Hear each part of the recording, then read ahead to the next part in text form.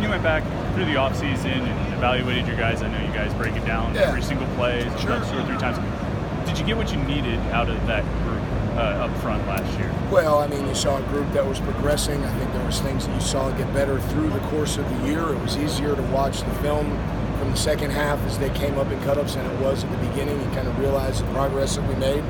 But I think us as coaches, you're never satisfied. You never get what you want. But I will say that we were playing better as the year went along, and hopefully we pick up where that left off this spring. Did you see a big step with Rashad Weaver, and do you expect another one? I did. Yeah, I did see a big step with him. You know, I mean, his pass rush got more appropriate. You know, I think as you're a young player, you're trying to do one style of pass rush regardless, and then, you know, the scouting report gets out on you, and they're able to protect against that, and he did a better job as the year went along of doing multiple things, and his pressures and sacks started to really ramp up a little bit as the year went along. You have experienced guys inside in Watson camp, but there's some pretty talented young guys too. Yeah. Is that a pretty competitive situation still for you? You know how it is. I mean, we're always competing. There's no starting job that's ever locked up. Twyman has a ton of experience as well. So those three really bring back the most experience. But I'm really excited about, you know, Devin Danielson has some experience. The new redshirt rule allowed him to play a little bit. David Green, Tyler Bentley, you know, so you feel like you got a nice group of young guys that are learning from those other 3 or 4 that have experience. So I'm excited about what the future looks like.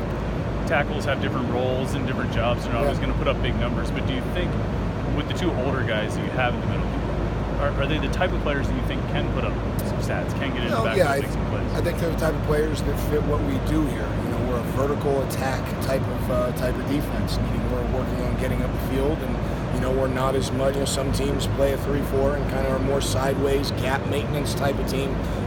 We are a vertical charge attack team, and I think, you know, with Keyshawn and Twyman and Amir Watts, those guys are showing that they're getting really good at how to vertically attack and make good, fast decisions. That plays into it. And the other guys that are, you know, young and behind them are really learning from them. So I'm excited about the stats that they can produce for us. Jones obviously played a good bit, and I figure he's going to step up to a bigger role this year. What about behind those 2 starters at end? What have you seen? I mean, Deslin has, you know, some experience at inside and outside. We're kind of exclusively playing him at end right now. John Morgan is a young, talented player that played a little bit in the fall, but, you know, with Folston and Hendricks, you know, he didn't get as much opportunity. But there's a young man who steps right into it. You know, Chris Maloney is a great walk-on. We're actually getting some inside guys, some reps on the outside for certain situations, so that'll be a little bit by committee. But you're right, Patrick and Rashad Weaver are the front runners right now to start, but again, competition is open. Knowing we're 6 months away from the season starting, is Patrick ready for that step up to be a, you know, all-the-time player? Yeah, it's no, not yet, but the good news is it's March 21st, or March whatever it is, so we've got a lot of time to get him there, but I'm excited about where he is at this point. So.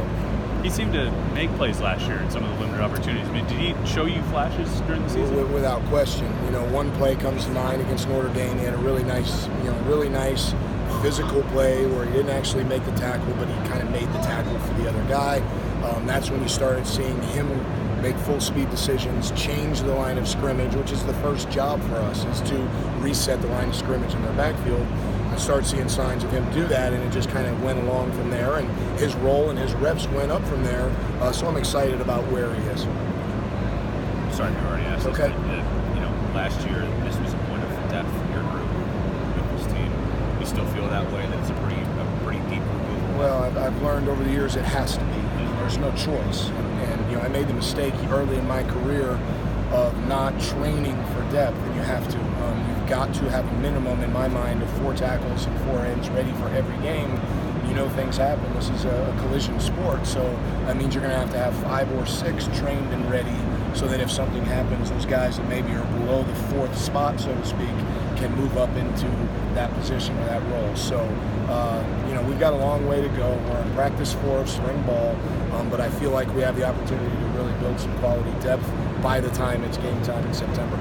With that said, I mean, you said you like to have 4 guys. Now I'm thinking when you named defensive ends, you pretty much only named 4 guys. Are you a little concerned? No, I'm not, because we're training multiple guys. I think we have some nice young talent that's coming in. We'll see if those guys can play a role. But again, we're cross-training a few guys from the inside.